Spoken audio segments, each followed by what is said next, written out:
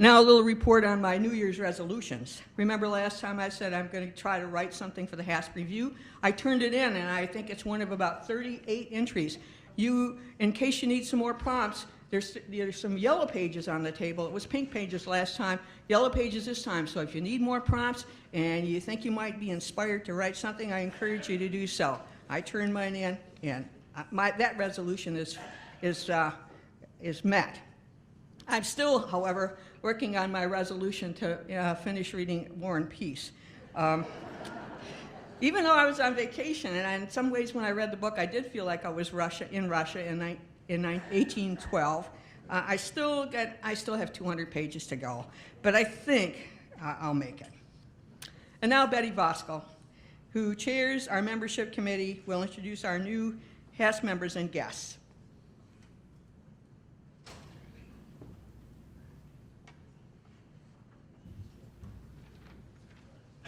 Good morning. You are so brave.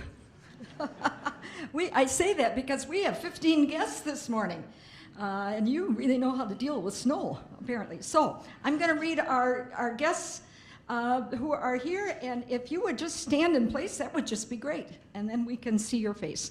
Mary Heisman. There's Mary. My first neighbor in Holland, incidentally. She's great. Sue McDonald. Floyd Dolly, Janet Hagel, James Hagel, okay, Judy Johns, Bonnie Bosgraff and Bob Bosgraff, great, Jill Mindenhall, great, Jean Mott, Philip Donato and Sandy Donato. Great. David Heckman, way in the back. Colleen Burning. Where are you, Colleen? Oh, there you are. And Gail O'Neill. Welcome. Thanks for being our visitors.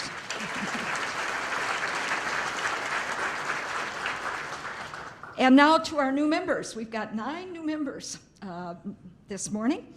They're going to come up in front as I read their names. Bob Bishop and Louise Bishop.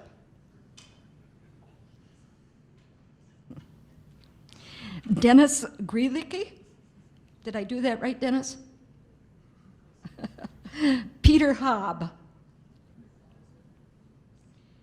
Mary Hoffland.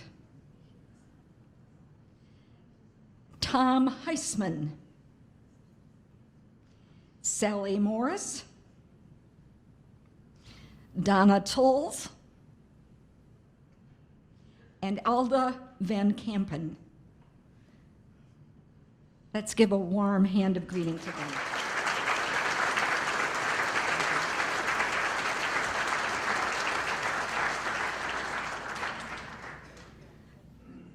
Claudia Berry, who is a member of the monthly program committee, will introduce our speaker for today.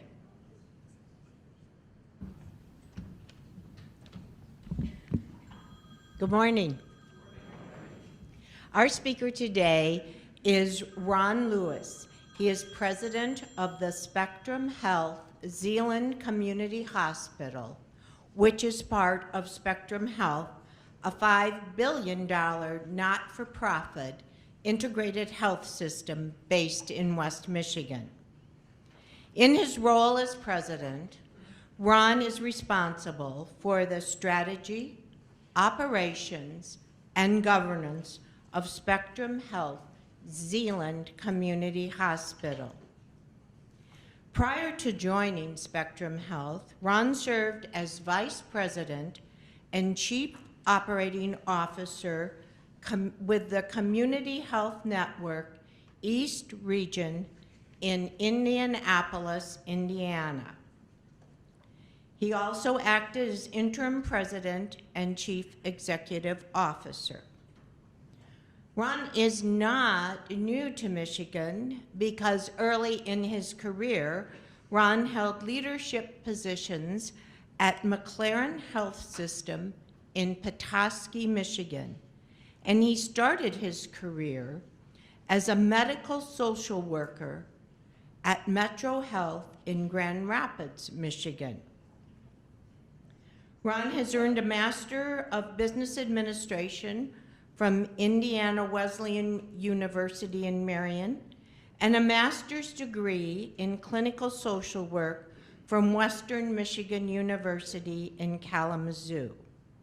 Currently, Ron is an active member of the Zeeland Education Foundation Board and the West Coast Chamber of Commerce.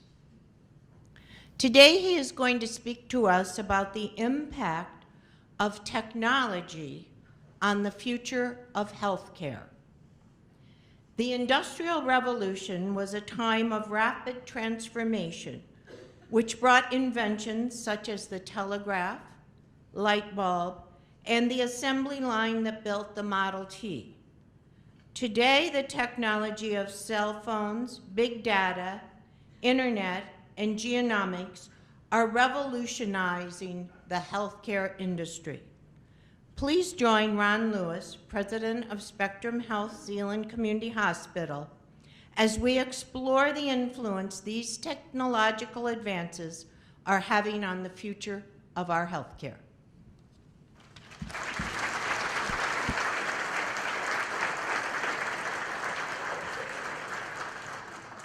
I have to meet all she said there. That's pretty intimidating. I'm going to go to the presentation here. I think we are. Boom. Well, good morning. I heard there was a good victory last Saturday. Does anybody know about it? All right. Thought I'd start out with that. And it was funny because Dave called me. We talked probably 7 months ago, and he said, we can talk about healthcare, but you can't be political. And I thought that was an ironic request. So I'm going to try to meet that expectations as best I can. And he also said that this is a pretty savvy group, a lot of knowledge, a lot of experience, a lot of good questions. So I'm going to use all my time up so we don't have any Q&A time. That was advice there. So really quick, though, I am part of Spectrum Health, and this is just a little slide that shows you what Spectrum Health does in the communities we serve throughout West Michigan. We serve about 13 counties. We have 26,000 employees that serve the greater community. We have about actually 1,200 here on the lakeshore, right in our own backyard that work for Spectrum Health. So a very good organization that is top rated as the top 5 health system in the United States of America for several years, I think 6 of the last 7 years, which is really good to have outstanding quaternary and tertiary care in your own backyard when you need it. Little bit about Spectrum Health Zeeland Community Hospital. We touch about 51,000 unique individuals every year in care and services. And we have about 600 employees at the hospital and then almost 1,200 here on the lakeshore. Our volunteers are really important to us, so if anybody's looking for a volunteer opportunity, we would love to have you help us make a difference in people's lives every day. And we do about 500 little babies are born every year. So we're busy in 22,000 visits to our emergency department. So that's kind of what we serve. But I do want to always talk about is how do you know healthcare is such a changing environment. It's changing all the time. How do you know if it's good? How do you know if it's safe? How do you know if it's the right thing? Some things I do like to brag about Zeeland Hospital, because I think I could look at any other 100-bed hospital or less in the United States and none of them would achieve this. And that's really because of the people in the community, the people that work here, and the medical staff that we have. But we are top-rated 100 hospital for Safe Care Hospital. We're top 100 hospital in the United States for overall quality of care and service. That's for all hospitals. We get a safety grade of A rating. That's like getting a triple bond. That's like getting the best rating you can get in healthcare. We have outstanding outpatient satisfaction, top 5% for 10 years in the country. We just got another award for that. We're CMS 5-star rating, which is the highest grade they can give us. So if you look at a report card is really good. So we're very fortunate to have great quality care in our own backyard. I didn't come to talk about us, but I did want to tell you a little bit about who we are. But my why. Why do I do what I do? Why do I do healthcare? Why is it important to me? And my why is to make sure that we provide high quality, safe care. These two pictures are my daughters. The top picture is my youngest daughter as she broke her arm playing basketball in the neighborhood and had to get surgery because it was what we call a closed fracture, so it was a full break, and she had to go to surgery to have her arm put back together. This is her just a couple years ago. And the other one is my daughter Hannah, who's joining us here today. And this is her after her 10th grade year in high school, after she had heart surgery. So care is very important to all of us in what we do, right? So healthcare is really important, but yet it's such a political savvy organization and gets a lot of attention of what should be right. But when it really gets down to it, this is what's most important, and that's my why. So let's look at the obsession of healthcare. This is the last 100 years of what has happened politically since 1915. And I'm not going to go through all these in detail, but the American Association of Labor Legislation, this was an act that tried to put one standard healthcare reform out there to provide healthcare. It didn't work. It was determined to be socialism at that time. World War I happened, and we went into there. So what did we come back out after that, 30 years later, or 20 years later, with the Social Security Act? That was an act that provided, we all know what Social Security Act is, right? It's kind of important. Then they came out with, Wagner came out with a National Health Act, again, trying to provide some standardization in healthcare, and that didn't move anywhere. But then in 1940s, employers saw it as beneficial to provide insurance for their employees. So in 1940, that really started as a national trend. The single healthcare insurance program was proposed again in 1945, right after the war. That did not go anywhere. Yet 20 years later, they created Medicare and Medicaid, which is insurance or care for people who are in need of age or at risk. Then in 1980s, they created COBRA and the American Disabilities Act, which provided services insurance to people. COBRA meant if you lost your job, you could buy insurance, where before that, you were kind of on your own and you would have no insurance. We all know that if something happens to you in healthcare, it's expensive. It's not cheap. So COBRA allowed that. Then we had the Children's Health Insurance Program that helped expand services for kids. Then we had the Modernization Act of Medicare. Then we had the Affordable Care Act in 2010. And just this past month, the Affordable Care Act mandate was revoked. And I think no one really was appreciative of the mandate, making it a forced thing, but I haven't met many people that said they didn't want their kid covered while they're in college for health care. So lots of things, but it's very clear we've had an obsession for 100 years. And where that continues to go, I know we can look at the last 100 years and see where that leads us directionally, but I don't know. I'm not a politician. I don't get to vote. I get to vote just like the rest of you to see where we go. But here's where healthcare started in America, right? It started at the bedside with a physician providing great care. They would barter for services, right? Give them some eggs and they'll come over and give you an appointment, right? And it was done in the home or in a small office. And today it's very different. It's very modernized. We have tremendous technology. The technology is amazing. Just to see it, to watch it operationally function, it's amazing. And it's a care team. It's no longer a doctor. It's a care team. It's a team that takes care of you, of different specialists. A doctor no longer can house all the expertise that exists today. It's too much information. They can't absorb that. It wouldn't be fair to assume that they could. So they work with a team, and we've pushed more ownership over to the patient. And that didn't exist 20 years ago. The patient was a receiver, not a participant. Today, we want the patient to be not a receiver. We want them to be a participant. An electronic record binds us all. So it's changed a lot. What's happening in the landscape? So what I'm going to tell you is I'm going to tell you I'm going to kind of go widespread and dabble in a lot of things today, but I'm not going to go deep into anything. We'll leave that for some questions if there's time. Our hospital consolidations, about 45% of all hospitals are consolidating at this point. There's some estimates. These are estimates. These are not facts. So I want to be clear about this. It's not a fact, but some people say that in the next several years, by 2025, I think the slide says, that there will be 50 to 200 dominant healthcare systems in the country. Currently, there's around 4,800 Medicare licensed hospitals in the country. Many of them are part of a system. Spectrum Health has around 13 hospitals. They're part of a system, but they're 13 independent hospitals. 83% of hospitals are considering mergers or acquisitions as we transform, just like the banking business does. We're a very highly regulated industry currently, and we will continue to do because that ensures our safety. But so what's going on? What's really changing in healthcare? So if you're in the 80s or the 70s, really 70s, 60s, If you went to the hospital, you went to your physician, and they took your blood pressure, they charged you $1 for that, and then they had you walk, and they watched your gait, they charged you $2 for that, and they gave you some oxygen, they charged you $3 for that, and your bill was $10. I wish it was that cheap, right? And so what they did in the 80s is they went and said, you know, this doesn't work. We have to figure out a different method because it's just incremental. So they went to global billing. So if you had a hip replacement, they would now say the Medicare pays a hospital $12,146 for a total replacement.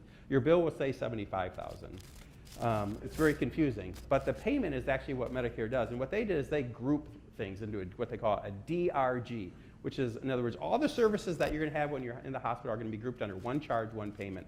We will still set the charges up and charge you, but the payment was the DRG, so they lumped all the care together. And the reason they did that is they figured, if we charge you individually, it costs A, let's say $40,000. If we say, no, that's all going to be done in one foul swoop, we're going to pay you 12. That was what happened in the 80s to reduce the cost of healthcare. Pretty powerful thing. Hospitals, physicians tried to figure out how do we do that.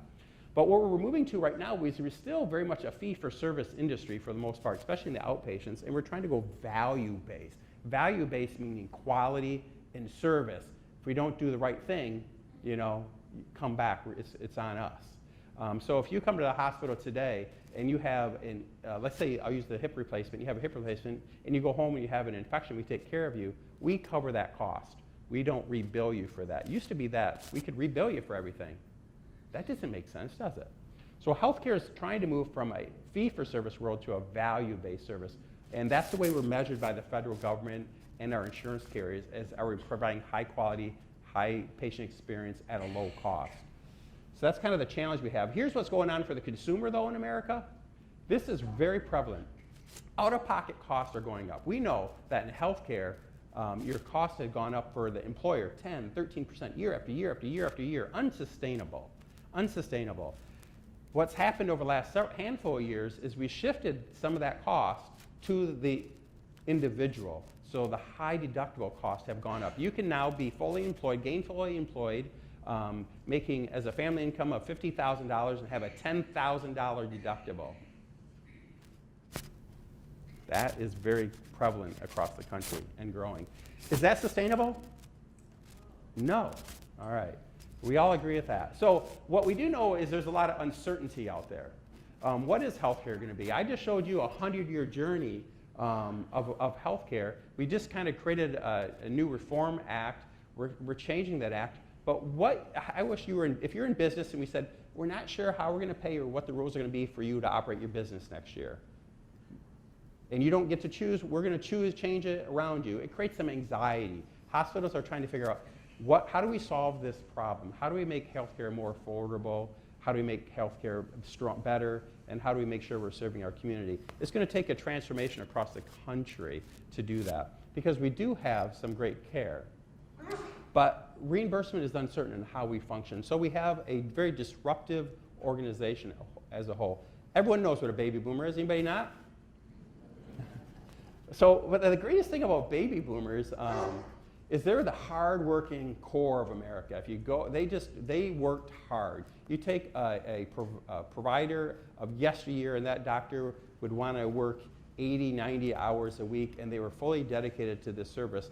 Today, a doctor receives the same education. They're very dedicated to what they do, and they care about every patient, but they don't want to work 80 hours. They want to have life. And so the world is changing for us. But baby boomers are a huge expansion. By 2030, senior population will expand to 22% of our overall population. Now, here's an interesting fact that I want to add to that. 2000 and, what does it say? Between 2014 and 2060, population is expected to grow by 100 million in America. 100 million growth. That's exponential. How do we provide care to 100 million new people? How do we do that that's affordable? How do we do that it's safe? We have to transform our model of care. So, anybody have a medication prescription in the room? Raise your hand.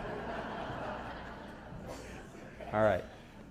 You know, we have Part A, Part B, Part C, Part D, and after a while it's like, is there an E, F, G, H, I, J, right?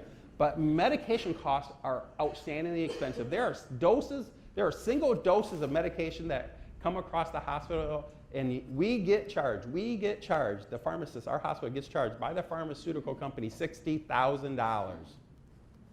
One dose. So, you're the doctor, you're me, and you say, we can save them or let them pass. What do you do when somebody says, I have a solution? We don't decide that, we give the dose. But you know that healthcare costs and your Medicare bill, your insurance costs are only going up. Is anybody's going way down? Raise your hand, I just want to talk to you afterwards. No, it's not. It's unsustainable. Our cost of healthcare is very expensive. Those costs just get passed to hospitals. We're not pharmacists. We don't produce the federal laws. We don't run pharmacy companies. We receive the supply. We try to buy in bulk so we get a lower rate, and then we use in the hospital. It's the same for you. Walgreens does the same thing. They buy in bulk, try to get a low cost for you, and they're trying to help out. There's been lots of positive transformations about getting a lot of common drugs.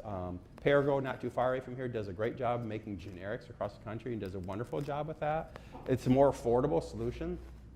But my point is, it's unsustainable. It's too expensive. I can't afford to take medications. But here, I want to talk about this though. This is the thing that anybody know anybody who has a family member that has a behavioral issue, behavioral health challenge in life, struggles? I mean, we all do. We always say, do you know somebody who has cancer? You probably do. You do. You know somebody who has cancer. Maybe you have had cancer. But behavioral health is an epidemic in this country and across the globe. It's one of those things that we've shoo-shooed, we've pushed aside and just stand up, pull up your belt, and go to work, right? Just take care of it. But we're all not the same. We all struggle, we all have different experiences. 1 in 5 adults have mental health condition. That's over 40 million Americans, or the population of New York and Florida combined. We know that we have a lot of people who are really struggling, use healthcare more because they're really struggling, and we're not solving their problem. We have to solve the problem to reduce the overall cost, but more importantly, we have to solve the problem to help them, right? These are caring, loving people just like everyone in this room. And by fact, 1 in 5 of us have this. I would say that everyone in this room has at some point in some time dealt with depression. If you haven't, come talk to me because I want to just hug you and see if it'll carry over. You know, we all have highs and lows. That's normal, right? That's normal. Sometimes it's harder. But we have to figure this out. So this is a balloon that we are not addressing very well as an industry or as a country. And the reason we don't do it is we don't fund it. We kind of leave it, oh, those people. And that's not true. Those people are our parents, our siblings, our friends, our coworkers. And we have to figure out a different solution to help them. Youth. Mental health is worsening. Rates of youth with severe depression increasing dramatically. I was at a meeting the other day and a doctor told me, he said this, it was a pediatrician said, giving a youth a cell phone is like giving them a loaded gun. I was set back. I was like, what? Yeah, giving them a cell phone is like giving a youth a loaded gun. They don't know how to operate it. You don't know what it's going to tell them. You have no control over what's going on. They're going to get exposed to things that they purely shouldn't at that age or time. We're finding kids. Anybody watch the Super Bowl in here room? Did you notice, this is my observation, I want to see if anybody else caught this. The kid, there's a little kid at the halftime show, Justin Bieber, was it Justin Bieber? Timberlake, thank you. I'm like out of my class here. Thank you. Yeah, thank you. He was up talking to this kid. This is a famous singer at the Super Bowl, and the kid was more interested in looking at his phone to see what was happening rather than living what was happening to him. We live through our phones with our friends. As this generation, you live 2 lives, the life you lived in your head and the life you lived in front of people. Today's generation lives in 3. The one they live in their head, the one they live around everyone, and one they live virtually. And it's not teaching them socialization skills. It's creating more anxiety, more bullying, more stress, and these kids don't know how to set it down because it's like crack. and it's scaring America. I could go on this subject forever, but it's going to impact our behavioral health issues. It also creates all kinds of wonderful things. Don't get me wrong. It's a great thing that I have one. I love it. You know, I looked at the weather. I looked outside, then I looked at my phone. Yeah, it's snowing. They both say the same thing. But we have to figure this out. So now I'm going to get into the transformation of healthcare. What else is happening? I tried to give you a little kicker, but okay, I just liked it. Who invented the internet? Come on. Al Gore. All right. Al Gore. Who knew such a thing would grow? But the internet has become quite amazing. You can go out there and find information. Matter of fact, before I came here to get all the facts I got, those 10 facts, I searched 5 search engines, pulled up what are the key things, and found the most common things, and I put them on there. You know, before it had taken me a long time to do that, right? I would have had to look through some books that were 2 years old, and now I can find it now. But here's what the internet is doing. It's transforming the economics of America and the world. But what it's doing for healthcare is it's creating a very disruptive environment. We know that our costs, I already said, we can't afford ourselves, right? We have to come up with a different model for things. So what the internet is allowing and technology is allowing, which I'm going to go over the rest of our time together here, is that's transforming how we're going to interact and how we're going to care for each other. So what do internet companies do that come in? They are very creative. I like that. They are very disruptive. They tend to substitute technology for people. They minimize ownership of hard assets. And they are highly competitive. Can anybody think of a company that they would compare this to? I'll give you an example. We used to have Blockbusters. Now we have Redbox, right? This is disruptive. A little bit of change there for that industry. Anybody ever own a Polaroid camera? I did. Our kids buy them now for fun because they're like, and they get to see the picture permanently. But these companies are disruptive, but what they're happening is they're really impacting healthcare now. I think for good reasons, and are really going to help us solve some of our problems. 77% of Americans own a smartphone. Expected that by 2025, over 90% of everyone. I think we're counting 3-year-olds here, because I watch people give their 3-year-old their cell phone to play a game all the time, and they just get attracted to that. Phone, phone, phone. 77% of all Americans own a smartphone. All right, I love the Jetsons, my personal favorite. Who has a smart watch of some type on them right now? Yes, see several of you, all right. So the future is now, right? I have my smartwatch that goes to my phone, has an app. It tells me how long I slept last night. It told me if I slept good or bad, what level I was sleeping in, what my heart rate was the entire time, right? Was I scared to come here today so I didn't sleep all night? It would tell me. And it tracks and monitors every day of my life 24/7 as long as it's on, and it goes to my phone, and I can go to my doctor and I can say, here's been my average heart rate for the last 2 years. I see it's been increasing here and here. My sleep pattern has gone down. I don't see that I'm sleeping as well. I can see that. This technology is amazing. It's on our wrist. It's going to transform healthcare and how we deliver care. You know, and you know, does anybody remember this watch? Right? He's always had the super watch. All right. So technology, MedNow. So I have my phone in my bag. If I want to see a primary care doctor because I'm not feeling right now, and I'm in my kitchen, I go to my app on my phone, MedNow. I set up an appointment in about 20 minutes or 40 minutes at my leisure. I don't leave my kitchen. I get into a virtual appointment with a doctor on the other end. We're FaceTiming each other, or we're using a device to talk. They walk through my symptoms. Because if they're in my health system, they have all my medical records in front of them, and they ask, oh, do you need a prescription refill? Do you have the sniffles? I see last year you did this. I'll get that ordered for you. You're all set. 10 minutes later, you're done. You scheduled your appointment. Anybody done this yet? I would tell you, if I did this in a college room, half the room would raise their hand.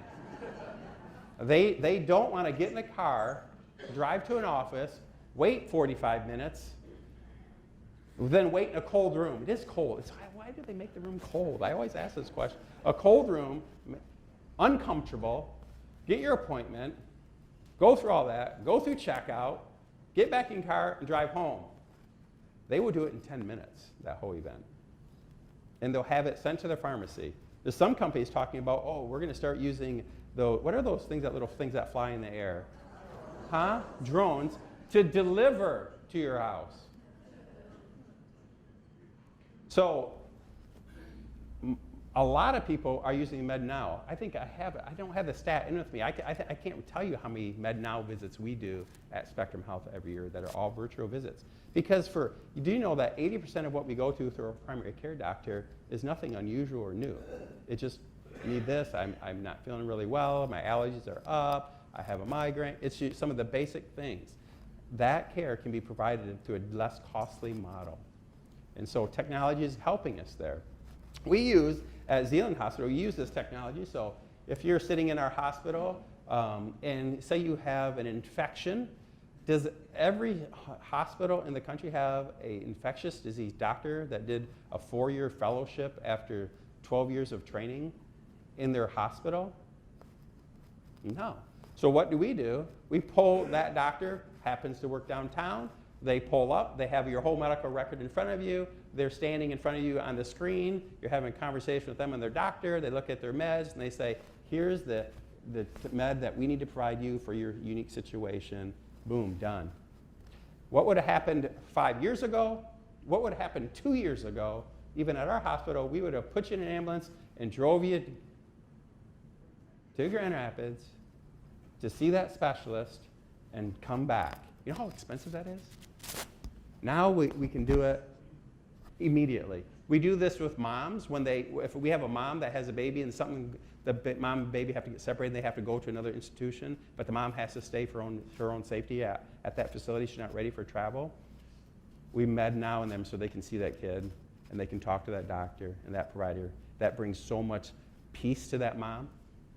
So this technology is everywhere. I kind of wonder, we have lots of e-monitoring for like congestive heart failure, chronic COPD, diabetes that you should do at your own house. You can buy a scale that will do things. So if you have COPD and you're discharged today, a lot of places will say, well, we're going to get you a monitor at home, and it's a scale, and you're going to get on that scale every day. That scale is going to weigh you every single day. We know that COPD, a person can gain several pounds of fluids in a very short period of time. So getting on that scale, the scale automatically sends information about you to a nurse, to a computer that's vetting through that and determining if your stats are normal. You also have to take your blood pressure. It takes you 30 seconds because you do it with this little machine. And you get some key vitals. You ask 2 questions. It goes off every morning. It takes you 5 minutes. And all of a sudden, you're the owner of your health care. You're independent. You're in charge. So this technology is sending that information to somebody, and if anything triggers, you answer the question wrong, your scale goes up, your blood pressure doesn't right, a nurse then calls you at that morning and says, hey, Mrs. Smith, I see that. How are you feeling?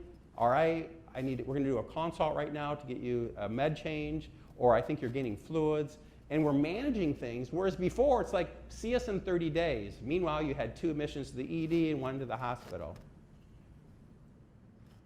So technology is starting to change how we deliver care and is going to help us reduce cost. E-monitoring is a big business, big business. All right. This is a surgeon. This is a real piece of equipment that's been out for 8 years. This is a Da Vinci robot. I'm not a salesman for Da Vinci. There's lots of versions of these. This is a patient. This is actually what a patient looks like in the hospital. If you were in surgery and I took a picture of you, this is what you'd look like. There's a big blue tarp over you, and the only part of your skin is exposed is the small incision area that's usually not any bigger than this. And that has like I'll call it a cellophane over it that's closing and makes sure nothing comes out of that area. That's what you look like as a patient. This is a nurse. This is the doctor running this machine and doing your colonoscopy, or your procedure, your hysterectomy, through this robot. I played with this before. It's very entertaining. You sit there and your head in there and and your fingers are all tied to this, and if you move, it's like playing Xbox. Because it's so finite and so clear and vivid and accurate. The machine doesn't shake. It didn't miss its morning coffee. It's precision, and the doctor can sit there like this, and it's just amazing to watch them do a procedure like that. So here's the thing. Does the doctor need to be in the room? No. They could be anywhere on the globe and provide that service. You just really have to be trustful of your Wi-Fi. That's all I'm saying. But so we do it in the hospital. We do it with the patient, and it's connected. It's hardwired, if you will. But that's the disruption that's happening out there. So 2025, health market expected to grow from $3 trillion to $5 trillion. Most of that is not going to come from what you think is traditional health care. It's going to come from wearables and watches and technology that's going to help you manage your own health. It's going to come from disruptors, and I'm going to talk about one. IBM. Remember when IBM almost fell off the map globally from the leadership perspective? They were big computers in the 70s and even 60s, big computers. I remember the owner of IBM in the 70s said there's no reason for anybody to have an individual personal computer.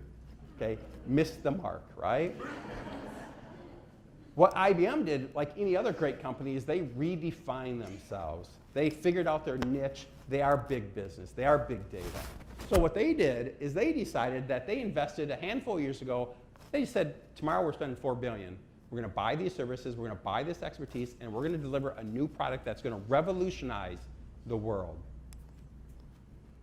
And if you watch any TV, you'll see this little ad every once in a while.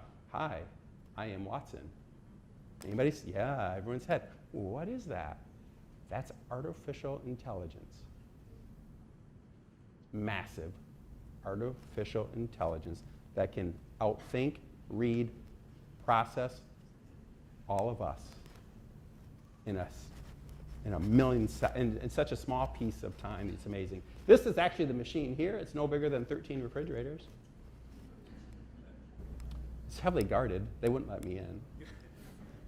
I've talked to the leaders that develop this technology and listened to them, and I've seen a lot, and I'm just like, wow. They had to teach this computer how to think. So, like as a kid, you say a fox jumped over the log, or what is the saying? What is it? Huh? Good brown fox jumped over the lazy dog. There you go. So it would make it understand what it could say the sentence, it could read the sentence, then it can extract the sentence and make the analogy from the sentence. It can read, it can think, and it can do it faster than any of us. I think I have this little factoid in here about how fast this machine thinks. Either way, it beat Jeopardy several years ago. I don't know if you knew that. It beat Jeopardy. It's diagnosed effectively cancer that no physician could figure out how to solve. Yeah, I have it in pretty small writing here. I shouldn't have used that 25 font. The Watson supercomputer processes at a rate of 80 teraflops, which is 1 trillion floating point operations per second to replicate and surpass humans functioning. It accesses 90 servers with a combined data store of over 200 million pages of information.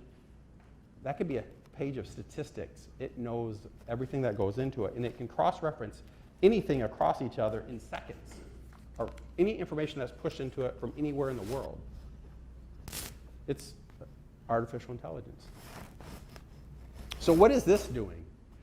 So if you're IBM, you're building this, you're going to try to solve all of the world's problems. Because you're going to take all the information. So if you're in industry and you're trying to figure out water in Africa, you're going to put all the inputs in this, and it's going to come out with thoughts and options for it. It's going to be thinking for you. So you see those commercials, it says I'm everywhere, right? It says I'm everywhere. So watch the commercial next time. It's a supercomputer of artificial intelligence. But so I'm kind of excited about this because think of if you have cancer, you have a unique genotype, and you need care, and there's hundreds of different medications. Right now, we kind of try one, see if it works, give you another one, see if it works, right? This is the newest and best, we'll give it that if it works. This is going to take your DNA, it's going to enter it into a system, it's going to cross-reference it from all known things related to your unique individual and each medication's reaction to yourself, and it's going to say, this is the most ideal treatment modality for you based on your diagnosis and your genotype and all available research medications that are available. So, who are you going to go to? Your doctor or that computer that's going to run everything? Yeah. So some people say, oh, this is really great. Well, IBM's not coming to Zeeland Hospital and say, hey, we'd like to sell you a membership. They're going to sell it to you, and to you, and to you, and to you. They're going to sell it to the world. And they're going to solve a lot of great problems. But this is very disruptive. This is very real. This is very real. I sit in rooms with 1,000 people, experts from all over the country, listening to the owners of this talk about it and the engineers who are creating it. It's absolutely fascinating. They have solved cancer. They've done a lot of stuff. So the science and technology advances, artificial intelligence, 3D printing. We're looking at printing organs. Genome sequencing, engineering, immunotherapy, micro. So I'm actually doing this year. I'm very excited about it because you got to jump in the pool sometimes, right? You just can't like put the toe in. And so I'm signing up. My wife Lisa, we're both doing this together, and you have to give. Has anybody done the like history thing where you try to find your historical past? Yeah, it's pretty cool, right? Well, you can go much deeper now. So you can give saliva, and you can have to give feces. You have to do testing. You have to get labs. And you submit this whole package into this company. You send it to the company, and they will cross-reference you around everything that they know currently about your genomes, your personal issues, and how you're predispositioned for, what works for you, what doesn't work for you. And they will then work with you every month to get you on the health plan. So I'll give you an example of this. One of the inventors of this, I was listening to him speak a few months ago, and he said, he's a triathlete. He's a 58-year-old triathlete. He does full Ironmans. The guy doesn't have 5 extra ounces on him. He exercises all the time. He followed a diet, a very specific diet that he thought was best for him, right? He said, you know, we've got this figured out. It's time for me to put my foot in the pool and do this, right? So he signed up, did the program, gave all his feedback, his tests, his feces, his saliva. You have to give a lot of DNA stuff. And they came back and said, you are pre-diabetic. He goes, what do you mean I'm pre-diabetic? He goes, yeah, you're on a diabetic war machine right now. You're going there. He goes, what do you mean? I do everything right. He goes, but your diet that you have, which is a good diet, was not a good diet for his body. His body doesn't metabolize that correctly. It stores it incorrectly, and it hurts him. Now, for me, it might be the perfect diet. But see, how do I know? I'm just guessing what book I buy, you know? So this starts to tell you how to take ownership. So this program, there's an upfront fee, then there's a fee every month to participate in it, but it's all of a sudden us taking ownership. It's not sold by an insurance company, it's not sold by a hospital, it's purely the industry out there trying to solve your problems. But I'm gonna know myself better than I ever have before. I will also know some sad things about myself, what I may be predispositioned for. I'll have some vulnerability or some truthness put in front of me as well. That's a little scary, right? Better not to know, right? So the world is a-changing. The world of one, that's where the medicine is going, because we're going to know you completely different than we've ever known you before. And that's going to transform how you interact and how you receive health care going into the future. And we're well into this at this point, well into this. So I want everyone to go and sign up for MedNow when you get home. Just the app, it's free. And don't do anything, but get exposed to what's happening out there, just for fun. It's called MedNow. And there's lots of versions of it. There's dozens of companies that offer that. That just happens to be one in this area. So what are the mega trends shaping healthcare? Increased consumer engagement. When I said that early in the day, I said, yeah, we're no longer just receivers of healthcare, we're participants. It is us, it's for us. We have transformation of value-based, from fee-based to value-based. We have acceleration of industry consolidations around the globe. We have many technologies such as IBM Watson that are transforming us. And we have many new entries of non-traditional competitors that are impacting us as a whole. Wow. Sounds pretty fun business to get in, right? Yeah. We're kind of at what I call a great point in time where we're going to really be able to change the world. So here's what I like about America is we are great. We work hard. We try hard. We're willing to fail. This is a true picture. If you've seen this before, this is a river in Honduras in 1998 when Mitch came. This is a very large bridge. After the hurricane, the river went here. Okay. So the world will change on us, right? The world will change on us. What we are going to do in America is we're going to adapt. We're going to get better. We're going to get smarter. We're going to use this technology. We're going to use these services to become better informed to provide care. And here's some of our parameters that we're using. We want to provide better care. There's a lot more detail to this, but I'm trying to keep it at the high level. Better care that's personalized for you. We want to improve your overall health. Is what we need people to do in America is to own their health. We need the ownership to move away from the hospital or the doctor. We need people to own their health. That doesn't mean buy membership and stare at it. That means buy membership and participate in it. Go understand your health, understand your things. And we have to do it at a lower cost. Because with 100 million people coming, we already know that we can't afford how we currently provide it, so we have to revolutionize it. So now is an exciting time. All right, so that's it. I think that's all I had to say.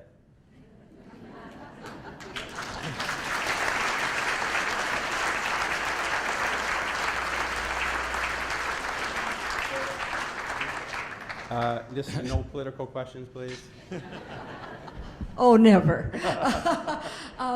This is just fascinating. So if we all go out and join MedNow today, Yeah. you're pretty convincing. What does that do to Zeeland Hospital, Holland Hospital? What does that do to the medical profession? What are the ramifications?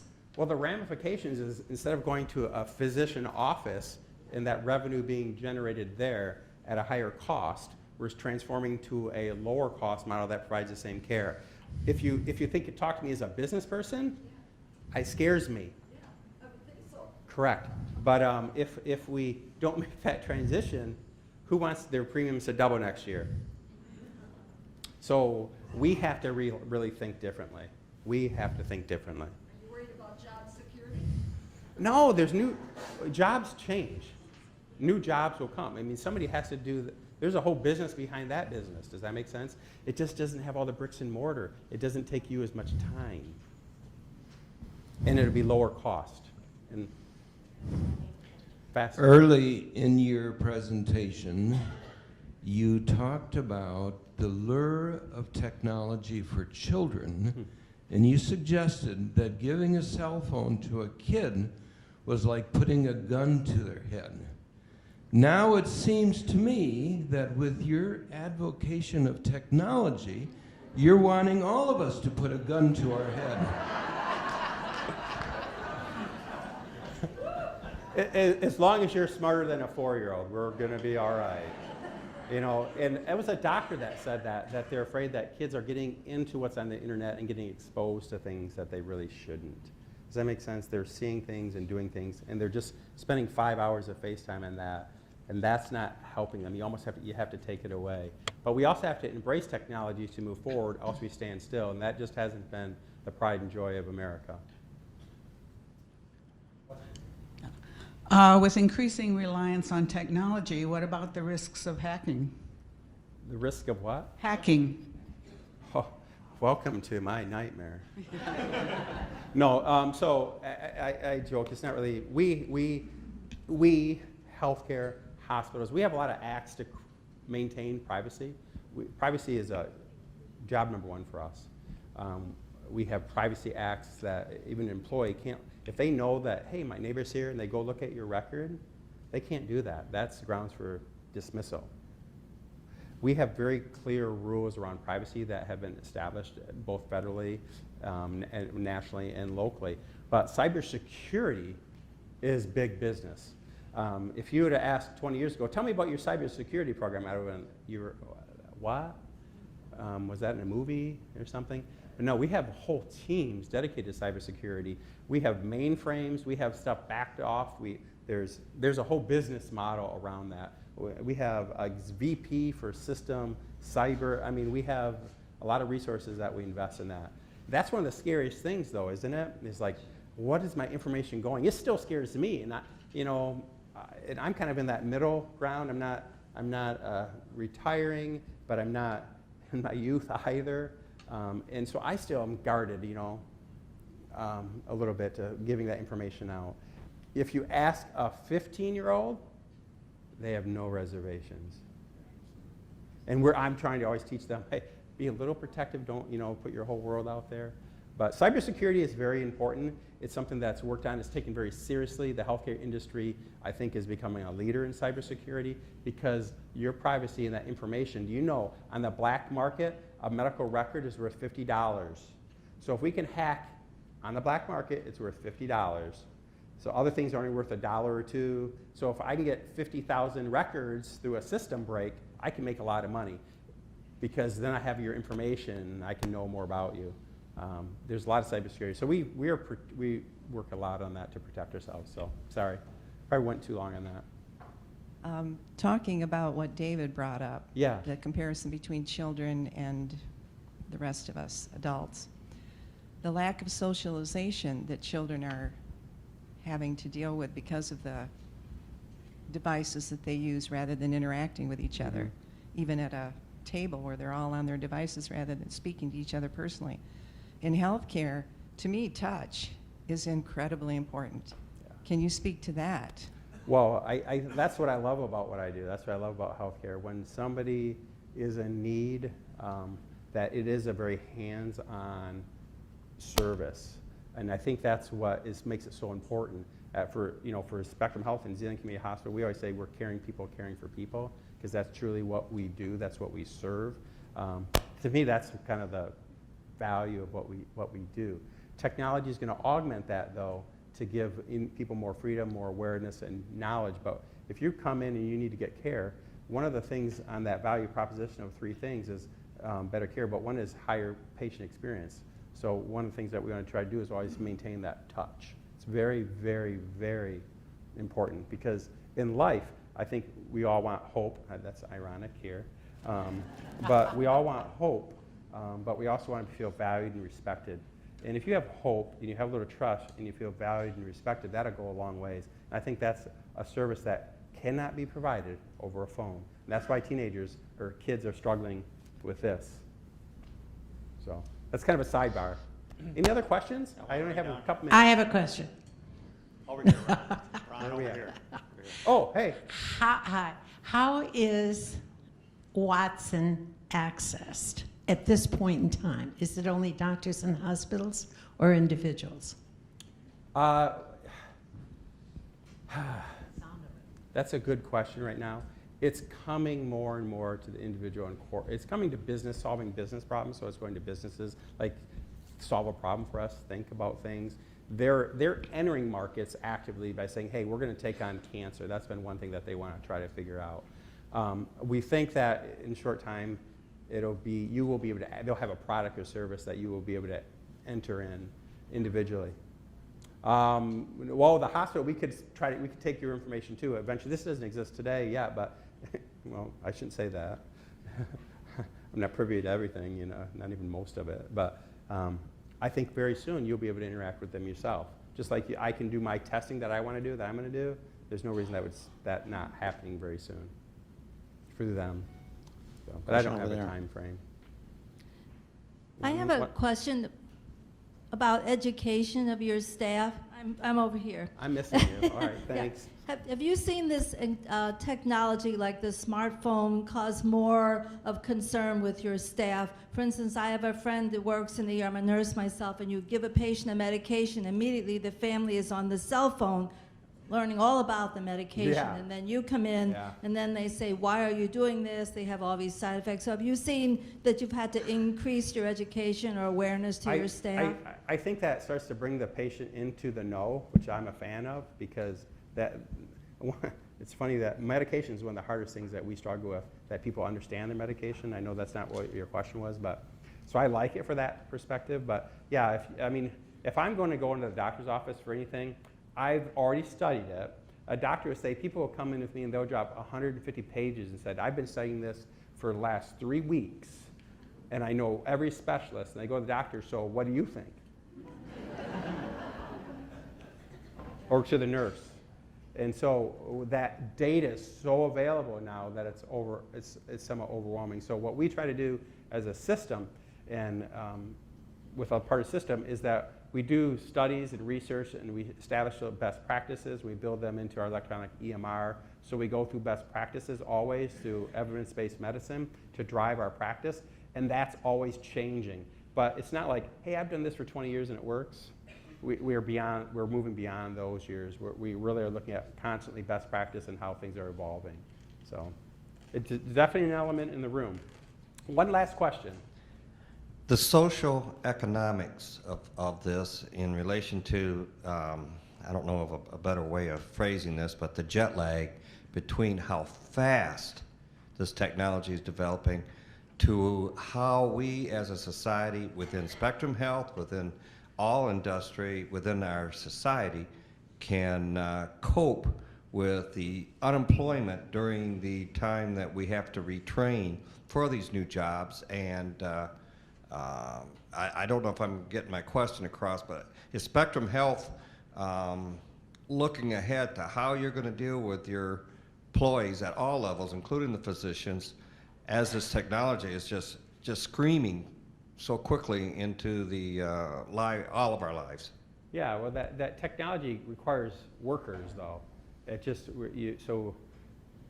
I would say that your question is very deep, and it could take me hours to kind of go into that, and I don't know that I'd give it fair and justice. But I think that we've constantly changed over time as a country, and we need to continue to do that. I don't know if I have anything else that I could really add to that.